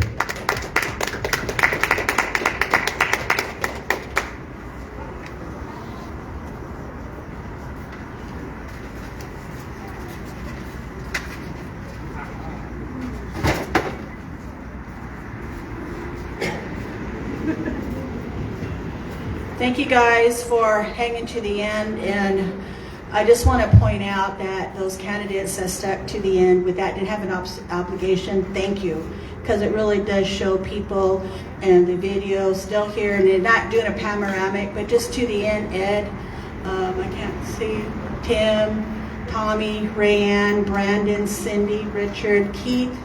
I mean, thank you, because it's showing that you're going to start to give an example of what it's going to take to get a job done in council, regardless who gets over there. Did I say Brandon? I've not. Brandon too. So I want to make sure that you guys, that our audience and our film stream knows that, thank you, because it is kind of nippy. And I just wanted to thank you guys for coming and sharing information. And the whole purpose of doing this is I wanted to do it, and the biggest holdup I had and trying to do it, because I wanted all of us to speak more than 2 minutes and 90 seconds for one. That was the main thing to doing it, because you can't share that.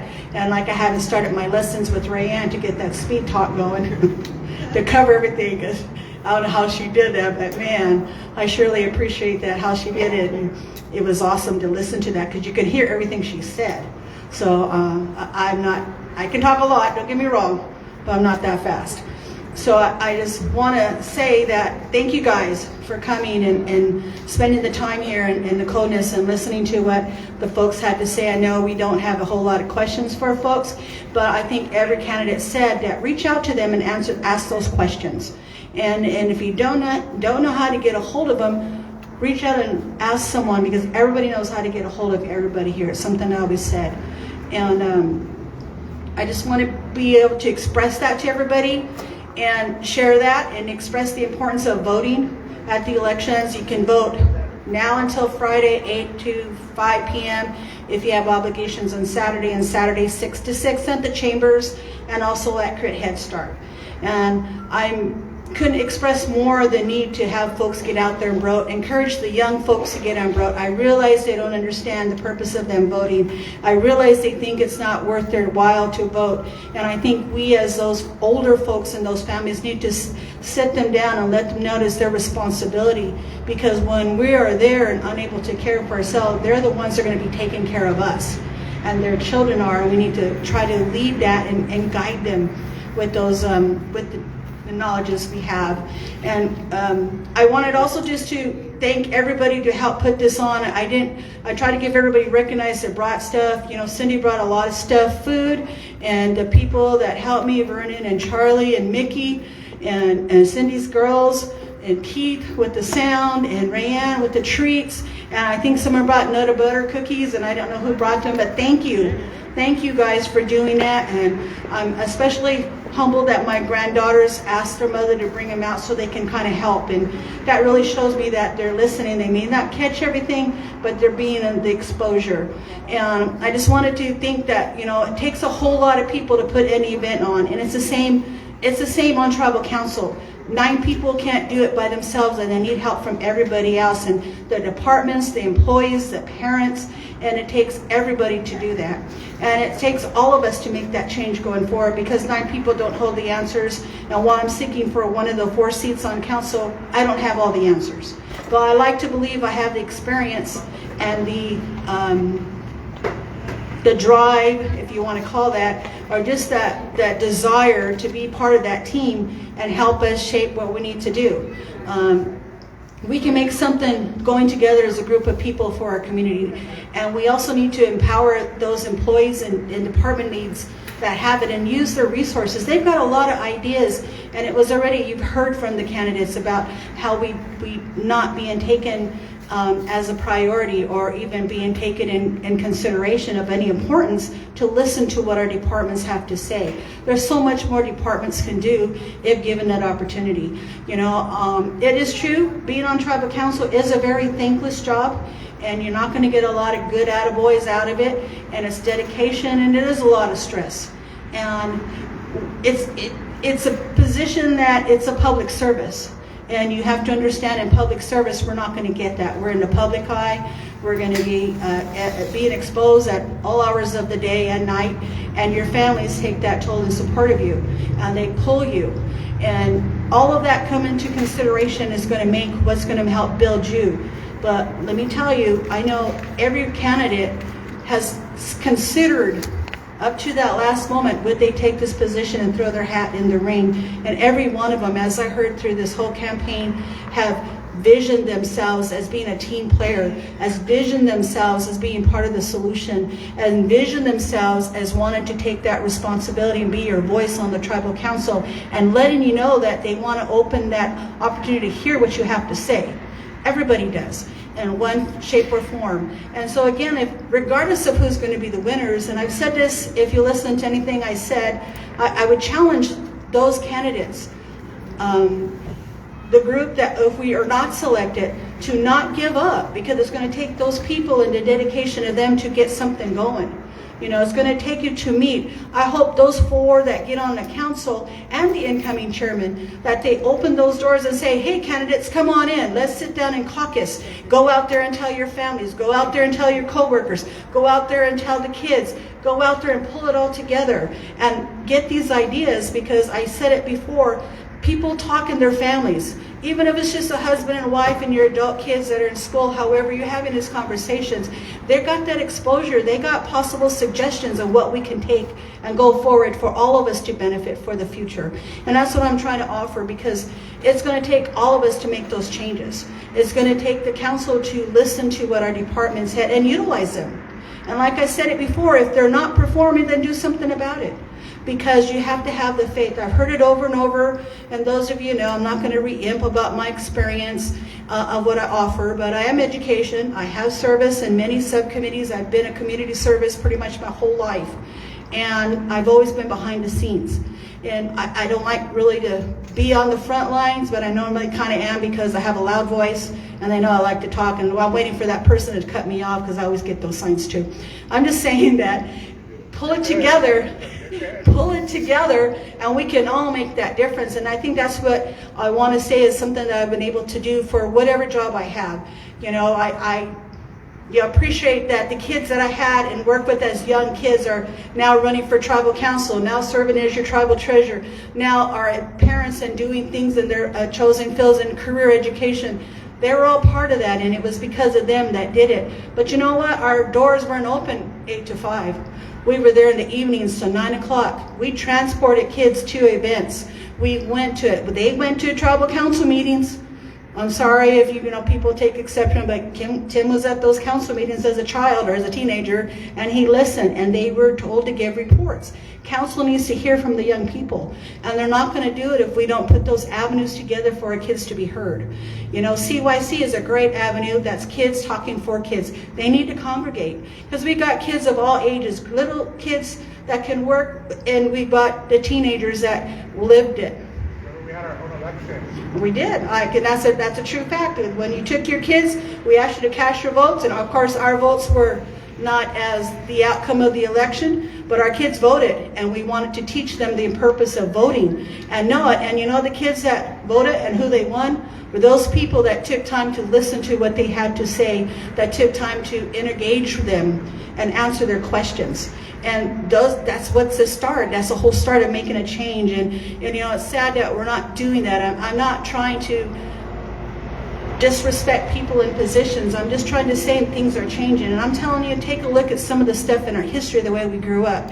Take the good of our history and bring it forward, because we all grew up in a lot of different scenarios. I'm sitting here with department heads. Some had struggles. Some had dysfunction. Some not raised in the home. Some raised by grandparents. We had all of it. And it all embraced it. And we're representative of those impacts we had as children growing up. And I'm saying that because now in those positions, they know these positions. They invest in our people. I stand here as a person, an educated person and a degree person fired by our own tribal council. Where's the support of our people? I didn't fight it. I let it be, and I recognize I was the problem in HR. So as I was told, I accepted that and I went with it. But we have problems there. We have problems all over the place. I don't believe I was the reason for the problems. Maybe I was part of the problems. I'll take responsibility for that. But I just want to show that where's the support for our people, and when we're doing this, what is that giving our example for our kids who have education, who want to come back? It's not just housing, it's how we make them feel that they're going to be valued, because I'll tell you this, we're hardest on our own people in leadership position. We really are. We hold them to a higher T. And I'll tell you, you learn that very fast.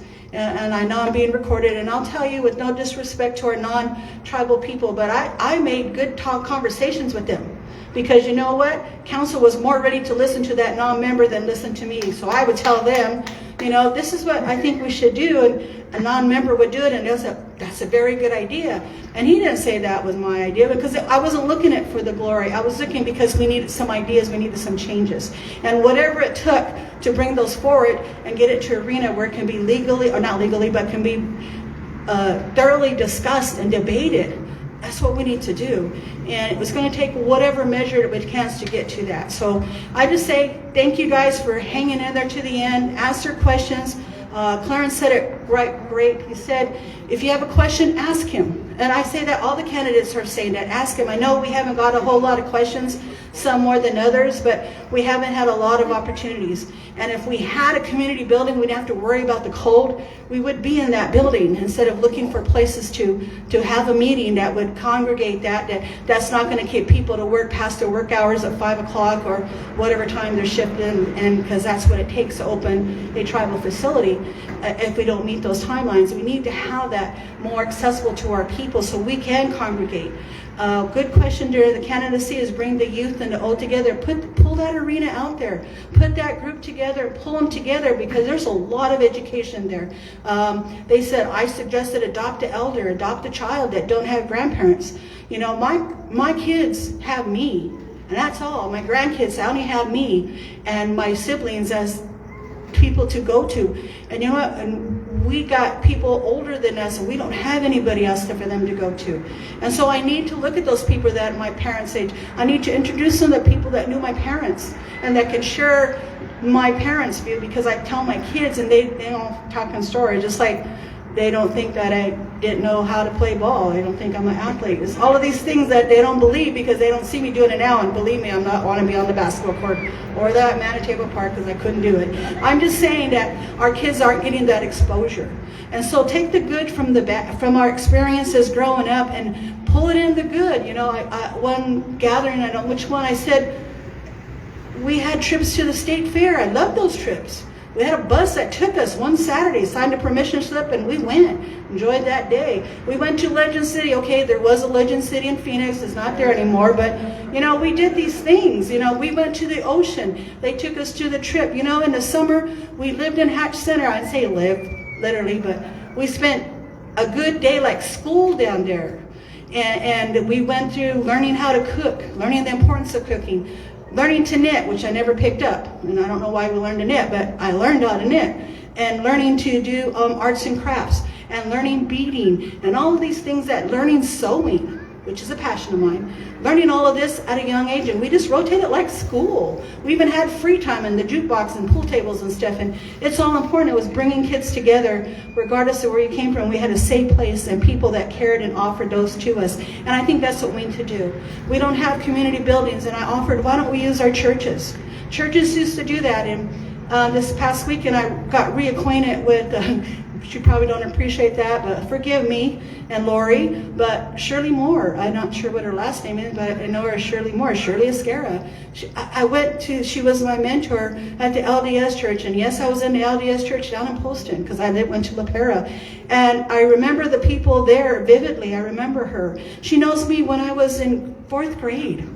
And she remembered it, and we had a very good conversation about that and laughs, and I won't bring up the other part, dear. So I'm just saying that these people were good, and why can't the churches do that? I know all the churches did it, and I said it again on another one. You know, I was part of the living nativity scene at the Presbyterian Church. People used to look forward to that and drove by honking your horn, and we switched out, and of course we ran around and had chocolate and cookies and stuff. But I'm just saying that these are the things that were the good things that we can remember and reflect on. Bring those things back. Let's engage our people wherever we can get people to congregate and use those resources, because people are all out there. We've got folks looking to do things or idle maybe that, but they've got something to offer. Everybody does. And I'm just saying, as a collective, we can bring all this together and utilize the resources we have. Utilize our people. It's one of our greatest resources. I think that we're the hardest on, but it's the most important, along with our natural resources. And the human capital, you know, we just don't invest in that. And we need to support it. And it was saying, you know, what the propaganda, I haven't seen that. I was told about it, but I don't know what it is. But someone else told me about that I might be safe. And I don't know what that is. But maybe the next one is going to hit me. I don't know, because I don't know what safe is. I don't know what it all said. But I'm just saying, you know, it's going to be that, the negativity on that. That's the bad thing about politics, because they want to bring all that stuff up. And, you know, good, bad, but ask those questions, because there could be a valid reason of why things happen. And like I said, I don't know the concept, but ask the question. Everything is distorted. Everything gets distorted. And, you know, I can go back 22 years ago, as actually I had to do the math. I served on tribal council as I went out. And it's out there, you know, I'll say it here because I knew at some point someone would ask me, and it actually did get to me and asked it, but the people are asking me are young people. They weren't even voting 22 years ago. Now they're saying, well, we heard you stole money. And I know it vividly because it was the propaganda that went out on me. 110,000 is actually, the 110,000 was it. But you know what that was? That was 2 years' salary at $55,000 a year I got when I was tribal secretary. I didn't steal anything. It was a salary I was giving, and I guess they felt I didn't deserve that salary, so I stole that money. I didn't steal it. I worked it, and they were not pleased with the outcome of work, but that's what it was. You know, I didn't do nothing. Everything was receipted. I don't think I did anything. I attended meetings. That's what you need to do. The question was, what's the first thing you do? I was going to second the motion if I got there, to open the door so we can have it. There is a purpose for having security there, because it is, you know, we're in different times there and mindsets of folks, and there's so much challenges in the livelihood of a daily life of people. You don't know what's going on in their life. You know what their breaking point is. So I believe in security, but I also believe in opening it up and being accessible to our people, because that's who they serve, is us as people. Us people, they serve us. We should have access to them. And I also know we can open those doors, and you know what? They may not take your call anyway. They may not be available to see you. You know, those are the things. And if you say that, you know, you have an open door, well, let's be available. But you know what? Maybe it's only 8 to 5. Maybe it's only, you know, they don't want nothing after 5. You know, all of these things come into play, and you're counseled 24/7. You got to find a medium, because you know what? You still have a life too. Everyone has deserved that. You need that break, because it is very stressful. And so, you know, pulling it all together, in a summary, you know, I want it to be a voice for those folks. I want it to believe in our people. I want to support our people. I want our management team to be able to do their jobs, and let's not bottleneck it up.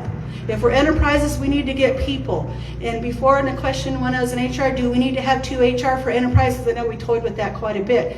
I really think it's so cumbersome that it's going to be harder to do that, because we dealt with two HRs with us in the casino.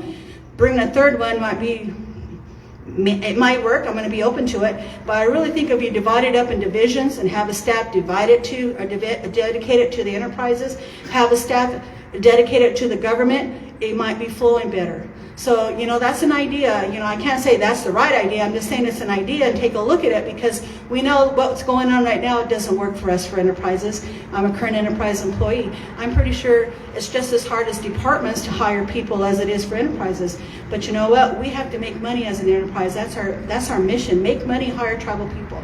And that's what we're supposed to do. And that's why they've given those opportunities. These departments can do that. They can allow them that ability. And if they're not doing it, then let's do something about it, because the handbook allows for those options to do that. It shouldn't be so hard. I know it shouldn't be so hard, because as far as I know, there's been very little improvement to the handbook. It's still the same book I'm looking at, still the same amendment one. Maybe there's one amendment that's there I didn't get, but I don't know, because it's an option. I'm just saying that these are little things that are workable, that are doable, and these are living things that could be done. We don't have to wait for it to be approved by tribal council. You know, having department heads sit in the lobby for 1 day, 2 days is a waste of resources and money. You know, get the job done. If you got to do something, sit there.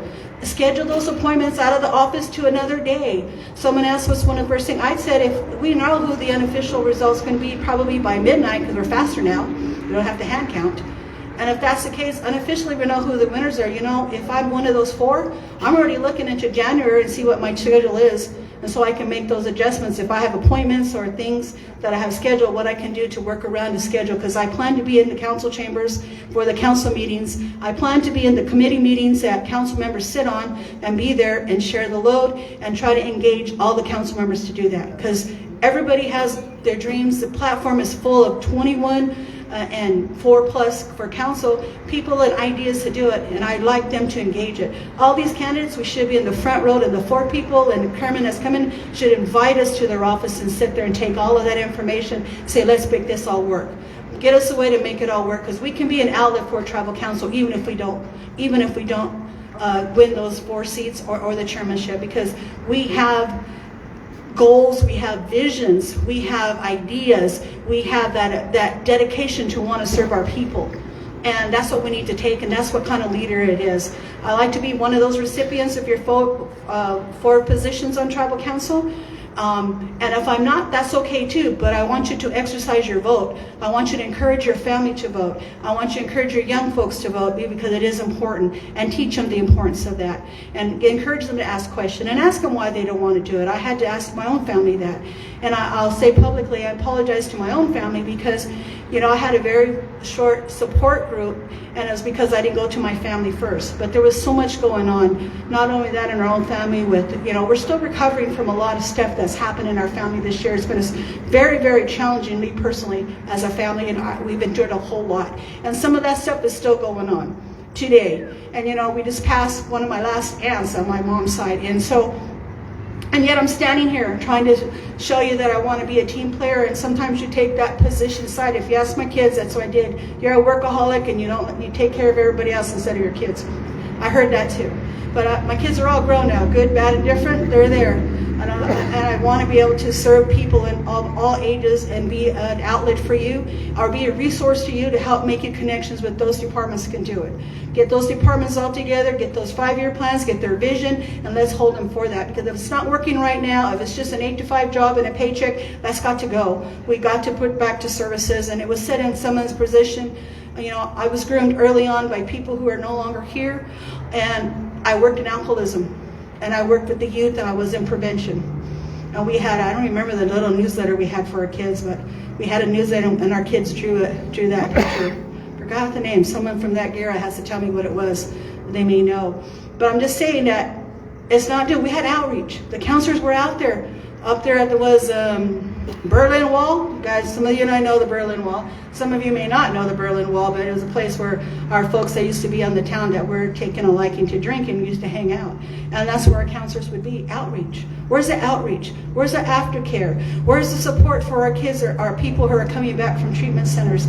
All of these, and if we're not working, if we're not dealing with mental health issues of our people that need help, with anger management, with mental health issues, with parenting, we need to do those services because something's not working. And we need to find a better way to provide those services because it's us as people who are suffering for it, and more so it's our children that are going to suffer it because we're not getting the services that we need. So something needs to make difference. Again, I just ask you for get out there and vote. If I'm one of the lucky ones to get one of the 4 positions on, you can believe me, I'm coming to you guys because I've got every one of your papers. I want to hold you to be a part of that team to make something at my door, and I'll be saying, come, let's go to the chambers. Hopefully someplace warm. And we're going to start talking and trying to find how we all together can work it. Talk to your people, because we all know we all don't really get along personally. Our families have this historically, whatever the case might be. But you know what? We all live here on this reservation. We're all members of this tribe, and together we can do it in one little piece at a time. And that's all I want to do, bring people together. I feel I'm resilient. I want to be part of this team. I have great ideas, and more so I like to utilize the people that already have ideas, and let's pull those stuff together, because I heard a lot of them in this whole campaign opportunity that we had. Heard it all, and it all sounds good. So good luck to everybody. Thank you for listening. Thank you for paying attention on Facebook. Remember, ask those questions, and good luck, and we'll see who's going to win next week. Thank you, guys. And lastly, I just put this out there, and it's a walk on December 21st. They'll be happening here. We'll be walking from the casino here. It's in memory of those that we lost lives to tragic ways, and that is still alive and visible in our community. So, support the walk. Have questions, ask or be a part of it. Come in with the resources. Every little support helps and shows out a united community. So get out there and support each other. Thank you.